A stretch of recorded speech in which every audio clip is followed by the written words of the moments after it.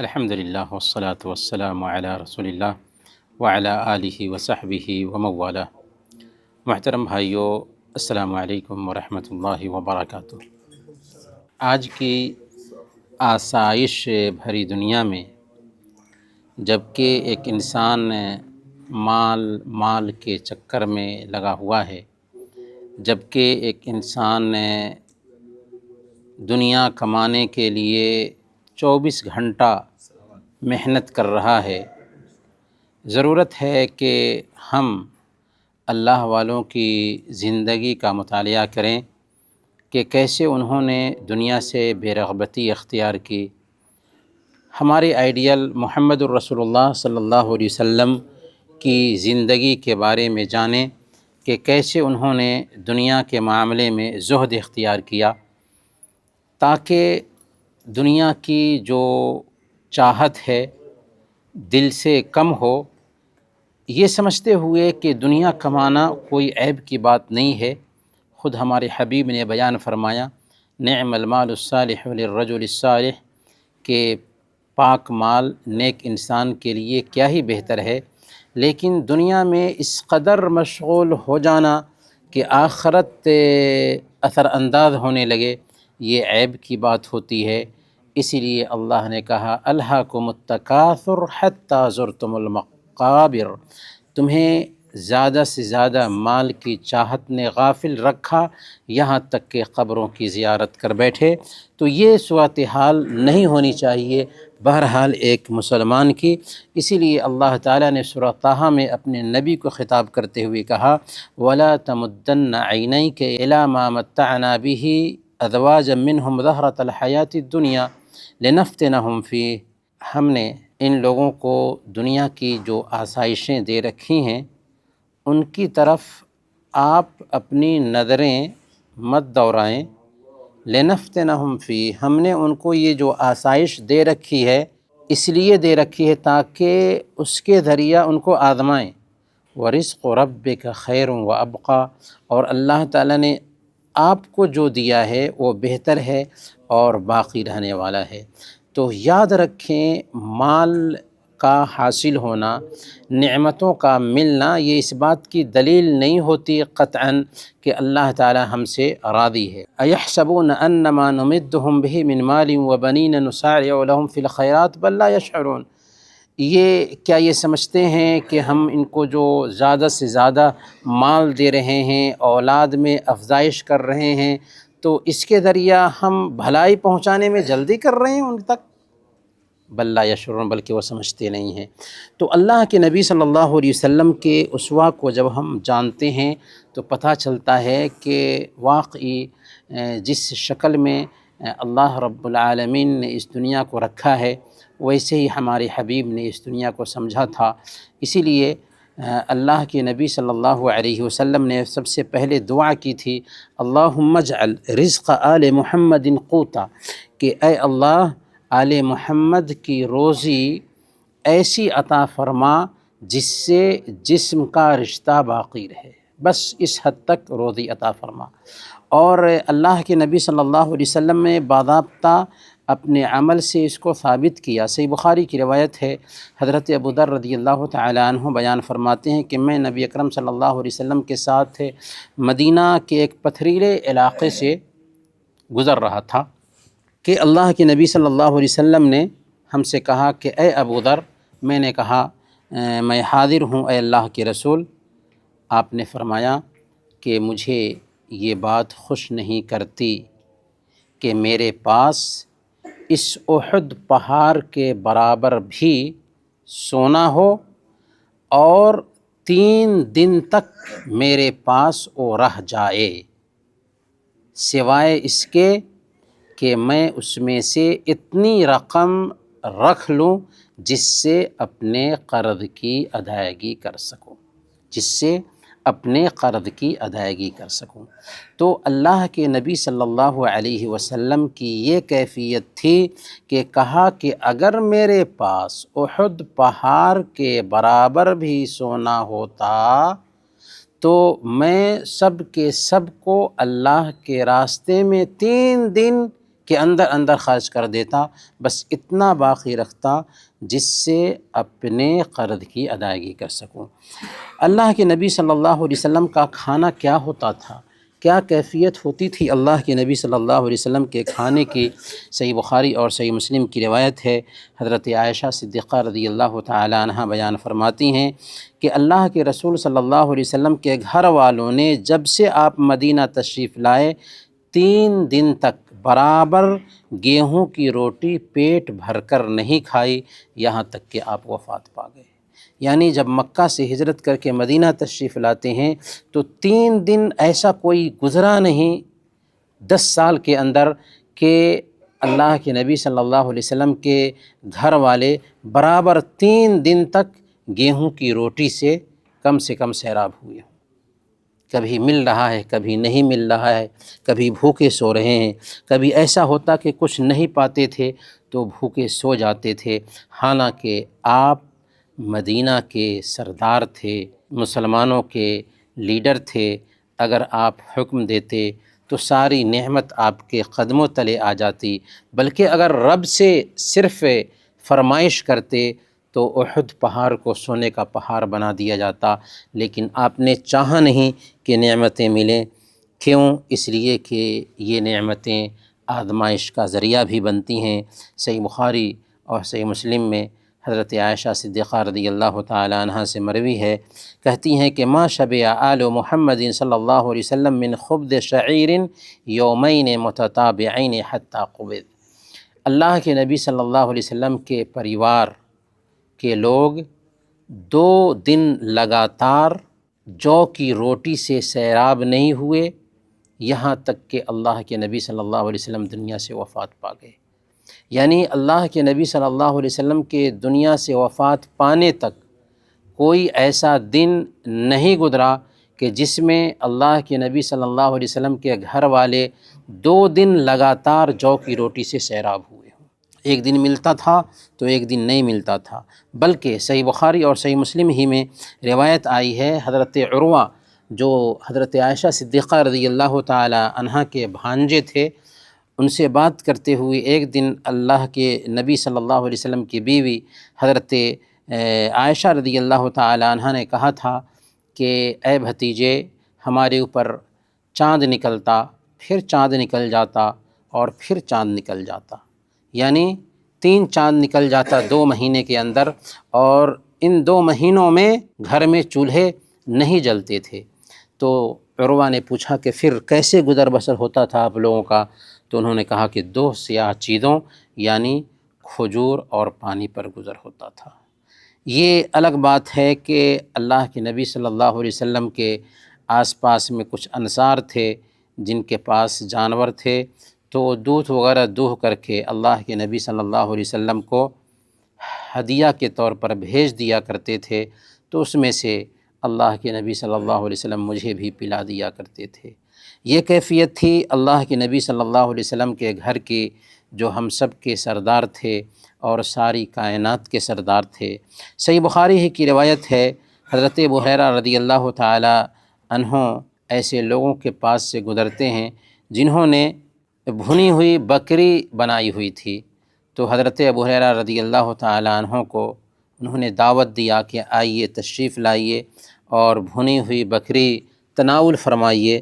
تو حضرت ابو ہریرہ رضی اللہ تعالی عنہ نے کھانے سے انکار کر دیا اور کہا کہ خرج رسول اللہ صلی اللہ علیہ وسلم من الدنیا ولم یشبع من خبز الشعیر۔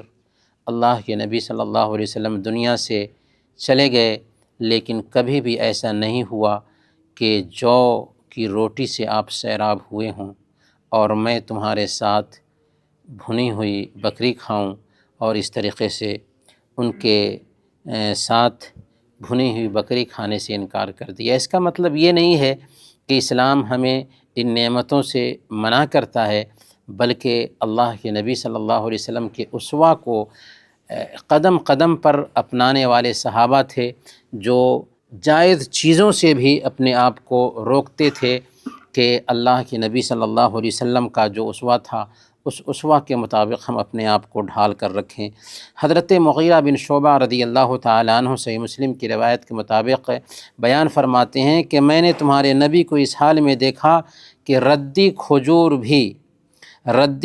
بھی اتنی مقدار میں میسر نہ تھی کہ جس سے اپنا پیٹ بھر لیتے، یعنی جس کھجور کو ہم معمولی کھجور کہتے ہیں، ردی کھجور کہتے ہیں، وہ بھی تیرے نبی کو میسر نہیں تھی کہ اس کے ذریعہ اپنا پیٹ بھر سکیں۔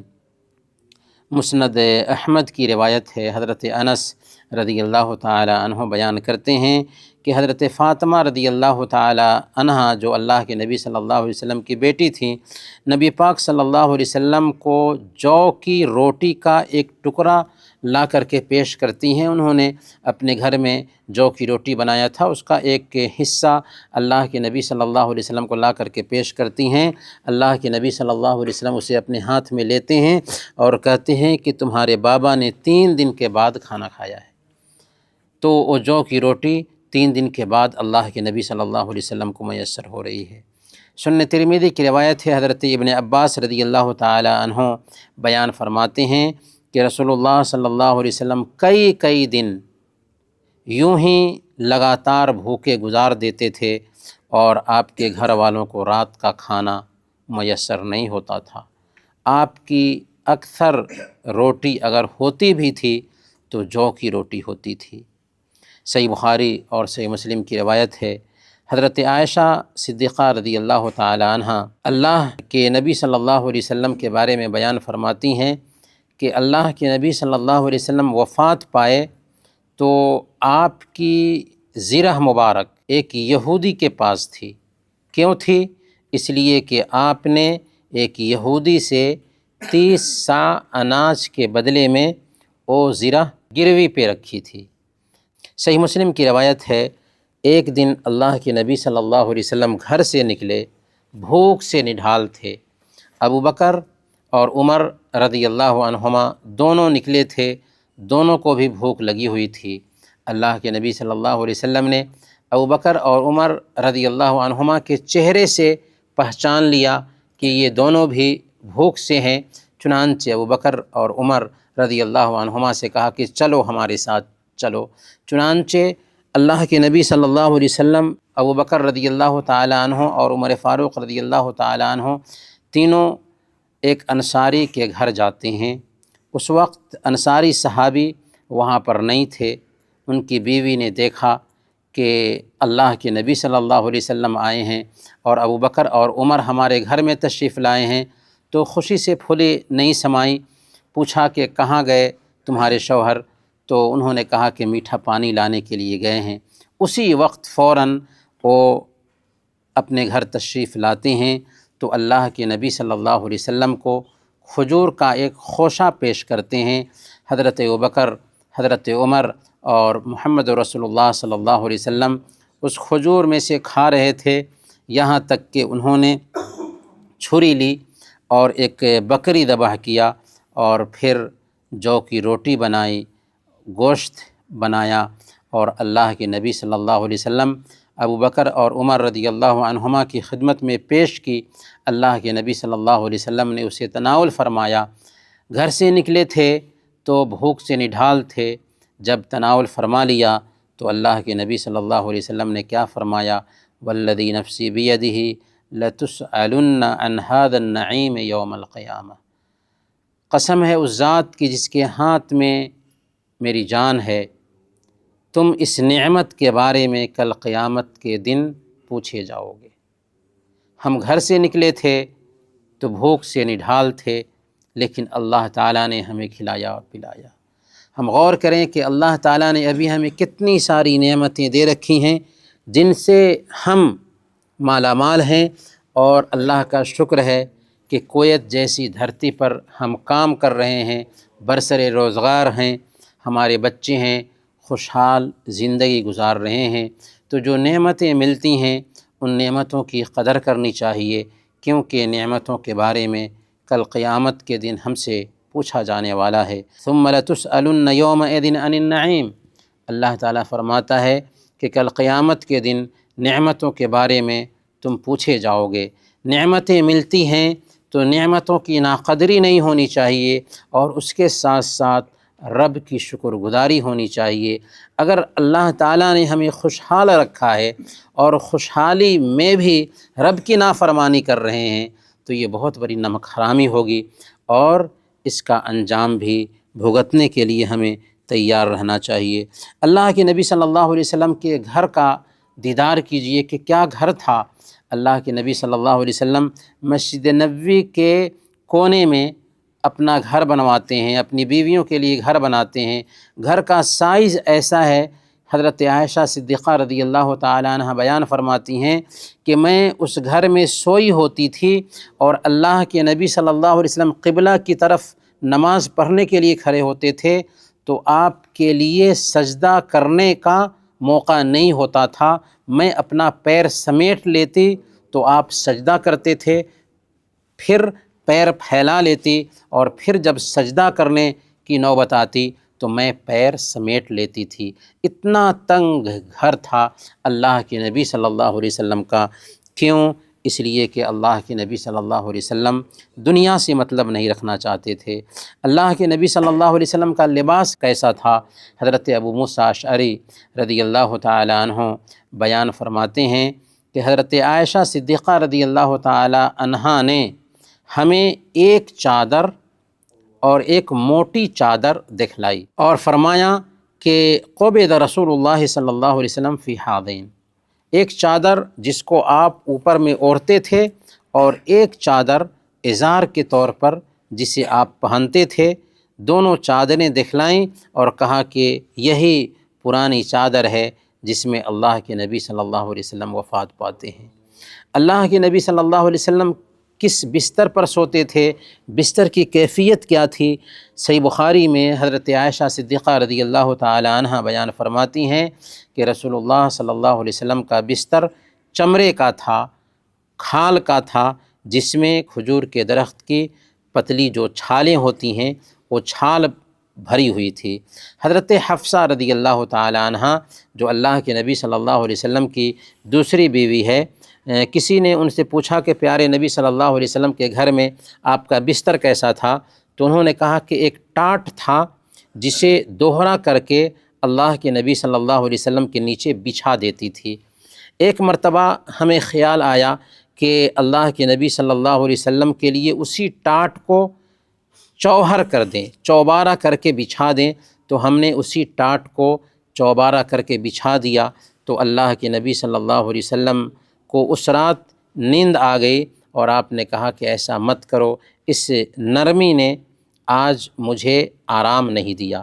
تو میرے بھائیوں، اللہ کے نبی صلی اللہ علیہ وسلم کی یہ طبیعت تھی کہ آرام پسندی سے بالکل دور رہتے تھے اور نہایت تنگی کی زندگی گزارتے تھے۔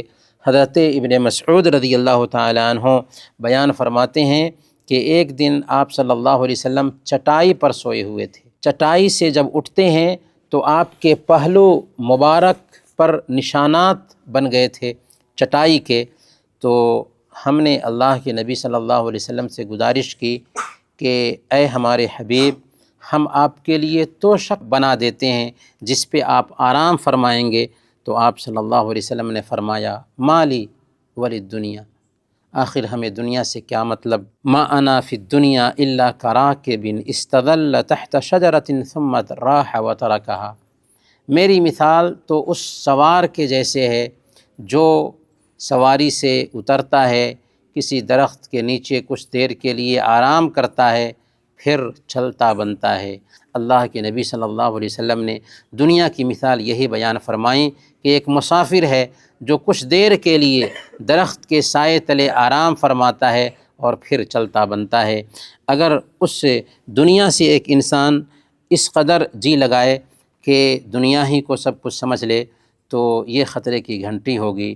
حضرت فاطمہ رضی اللہ تعالی عنہا کا وہ کردار بہت مشہور ہے کہ ایک دن اللہ کے نبی صلی اللہ علیہ وسلم کے گھر آتی ہیں تاکہ اگر کوئی کنیز ہے، خادمہ ہے جو آئی ہوئی ہے تو ہمیں مل جائے کہ اس کے ذریعہ گھر کے کام کاج میں کچھ آسانی ہوگی، کیونکہ حضرت فاطمہ رضی اللہ تعالی عنہا چکی پیستے پیستے پریشان ہو جاتی تھیں، تھکاوٹ لاحق ہوتی تھی۔ حضرت عائشہ صدیقہ رضی اللہ تعالی عنہا سے یہ بات کہہ سنایا، کیونکہ اللہ کے نبی صلی اللہ علیہ وسلم کو گھر میں نہیں پایا تھا۔ جب اللہ کے نبی صلی اللہ علیہ وسلم گھر آئے، عائشہ رضی اللہ تعالی عنہا نے ساری بات اللہ کے نبی صلی اللہ علیہ وسلم کے گوش گزار کی، تو اللہ کے نبی صلی اللہ علیہ وسلم اپنی بیٹی اور داماد کے گھر جاتے ہیں، دیکھا کہ دونوں سونے کی تیاری کر رہے تھے۔ اس وقت کہا کہ کیا میں تم دونوں کو وہ چیز نہ بتاؤں جو تم دونوں کے لیے خادم سے بہتر ہے؟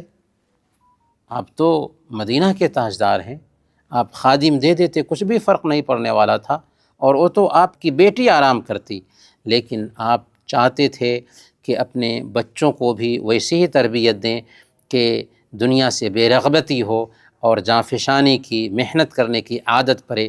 چنانچہ اللہ کے نبی صلی اللہ علیہ وسلم نے کہا تھا کہ کیا میں تمہیں وہ طریقہ نہ بتاؤں کہ جسے اختیار کرو تو تمہارے لیے خادم سے بہتر ہو؟ اور پھر کہا کہ سونے لگو تو 33 مرتبہ سبحان اللہ، 33 مرتبہ الحمدللہ، 34 مرتبہ اللہ اکبر پڑھ لو، خیر لکما من خادم۔ چنانچہ اس وظیفہ کو حضرت فاطمہ اور حضرت علی رضی اللہ عنہما نے اس قدر اپنی زندگی میں اتارا کہ کبھی بھی سونے سے پہلے اس کا اہتمام کرنا نہ بھولے۔ یہاں تک کہ کسی نے حضرت علی سے پوچھا کہ صفین کی رات بہت ہی پریشانی کی رات تھی، کیا صفین کی رات بھی اس وظیفہ کا اہتمام کرنا نہ بھولے؟ تو انہوں نے کہا کہ ہاں، صفین کی رات بھی اس وظیفہ کا اہتمام کرنا نہ بھول سکے۔ تو میرے بھائیوں، کہنے کا مطلب یہ ہے کہ ہم سب کے آئیڈیل محمد الرسول اللہ صلی اللہ علیہ وسلم ہیں۔ ہمیں اس آئیڈیل کو اپنی زندگی میں اتارنے کی کوشش کرنی چاہیے اور دنیا کمانا چاہیے۔ دنیا کمانا عیب کی بات نہیں ہے، لیکن دنیا میں اس قدر الجھ جانا اور دنیا کو ہی سب کچھ سمجھنے لگ جانا اور اللہ رب العالمین کی نافرمانی پہ اتاولے ہو جانا، یہ بہت ہی غلط بات ہوتی ہے، خاص طور پر اس وقت جب کہ ہم نعمتوں میں جی رہے ہوں، اللہ تعالیٰ نے ہمیں نعمتوں میں رکھا ہوا ہے، تو ان نعمتوں کا احساس دل میں ہونا چاہیے، ان نعمتوں کی قدردانی ہونی چاہیے، اللہ رب العالمین کا شکر ادا کرنا چاہیے، اور شکر ادا کرنے میں یہ بات بھی آتی ہے کہ رب کی نافرمانی نہ ہو۔ اللہ تعالیٰ نے جن کاموں کا حکم دیا اسے کریں، اور جن کاموں سے روک دیا ہے اس سے اپنے آپ کو روک لیں، اور ہر میدان میں پیارے نبی صلی اللہ علیہ وسلم کو اسوہ بنانے کی کوشش کریں۔ اللہ تعالیٰ سے دعا ہے کہ اللہ تعالیٰ ہم سب کو پیارے نبی صلی اللہ علیہ وسلم کے اسوہ کے مطابق زندگی گزارنے کی توفیق عطا فرمائے۔ آمین۔ وصلی اللہ علی نبینا محمد وعلی آلہ وصحبہ اجمعین۔